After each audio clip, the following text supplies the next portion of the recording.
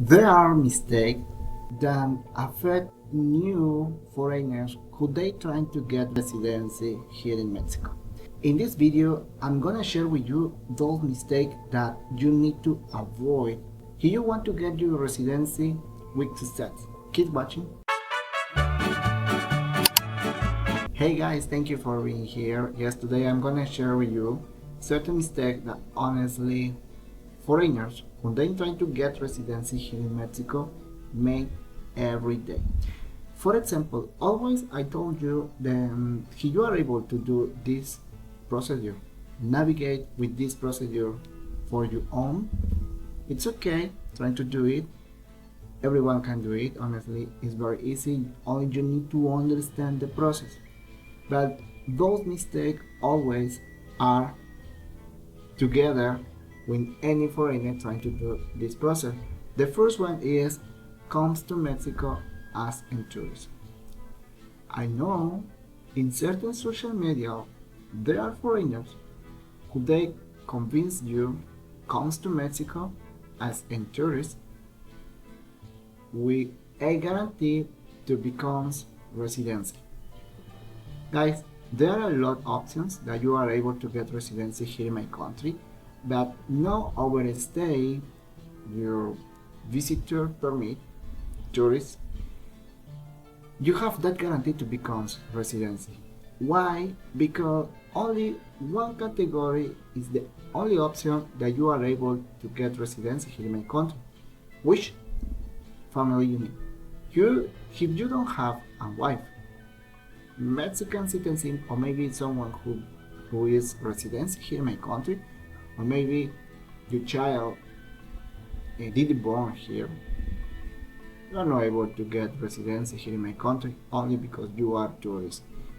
You need to be careful, cut information in social media, trying to find accurate information in official website. Okay. The second mistake is when you got your Mexican visa on the Mexican consulate, you have two timelines.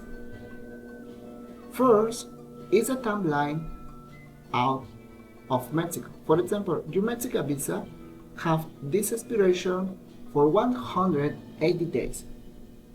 Not because you got your Mexican visa in that day, that means that you need to come to Mexico the next day. No, you have 180 days to come to Mexico. Now, when you come to Mexico, when you are here, when you enter my country, when you through the way to show your Mexican visa at the immigration staff, another characteristic that always I share in my YouTube channel, when you come to Mexico, you need to follow certain criteria before you left the airport. When you do it, you have 30 days. 30 days to exchange your Mexican visa to resident card. Okay?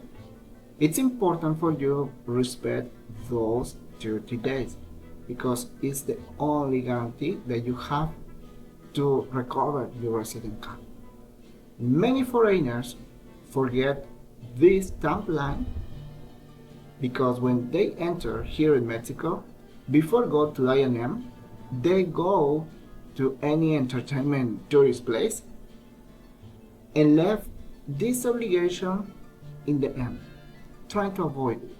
The three mistake is very important. It's an obligation. Always I notice that in social media for people who they didn't do it, but if you are a resident, you need to follow this obligation. Always when you left my country, before leave to my country, you need to go to INM office inside the airport and notify that you will leave. Yes, because they will stamp you on your passport or any procedure, because any office in the airport have different criteria, different process, but it's important for you to notify at INM that you will leave my country. Yes, and when you enter, you need to go to INM and notify you enter here in my country. Okay, It's an obligation, it's something that you need to do. Trying to avoid those advices for certain members, certain residents who they don't do it. Maybe they don't have problem right now, but believe me, my country have this quote. Not because doesn't happen something at you today, that means there won't be happen tomorrow. Okay? I hope you understand my sentence, but in Spanish it's more clear. No porque no te pase hoy, no significa que no te va a pasar algo mañana. Always happens any circumstance and you need to avoid. Not use a immigration facilitator. Guys, in this mistake, it's not mandatory hire an immigration facilitator. I told you, if you are able to do it, if you are able to speak Spanish, honestly, you don't need an immigration facilitator or immigration lawyer. That is my point. But if you are not able to do it, if you are not able to understand the process, know what are those right documents, honestly, you put your life at risk. Why? Not because you won't be able to become in residency. It's me. When you follow the process, you don't prolong your goal to become in residency. In addition, when you forget the timeline, when you forget certain obligation, sometimes you will be able to lose that pressure in becomes residency. Okay? Immigration facilitators, immigration lawyers know it, and sometimes they explain you what are your obligations and what is mandatory for you to follow it. Okay? However, don't put your circumstance in risk. Trying to hire someone who supports you, but that person needs to resonate with you. Not me, not another YouTube channel or whatever. Trying to ask in that Mexican state, when you have that intention to live, if they will recommend you an immigration facilitator. Okay? But don't make this mistake. Another mistake is poorly documentation. Again, any category have their own criteria in documentations. Okay? And you need to understand, need to be clear, need to fill all those documents. Not overestimate certain requirements. Because if not, in the Mexican consulate, they will deny you or reject you your Mexican visa, and here in Mexico, INM, your procedure and your intention to get your resident card might be prolonged. But remember, you only have 30 days. Be careful in that circumstance. Okay? I told you, trying to check out unofficial websites. And the last one is notify to INM or don't notify at the INM.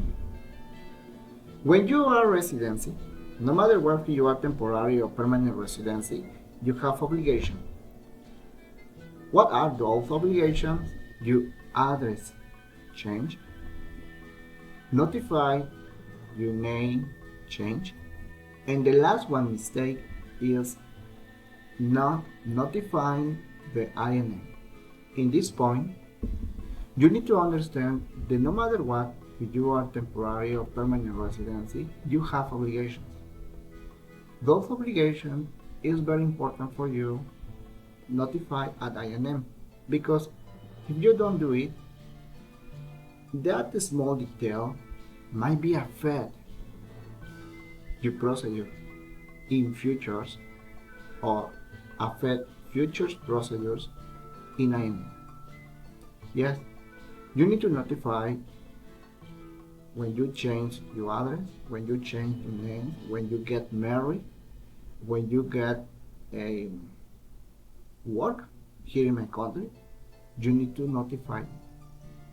It's important for you, because if you don't do that, if you don't do it, you need to pay certain fine.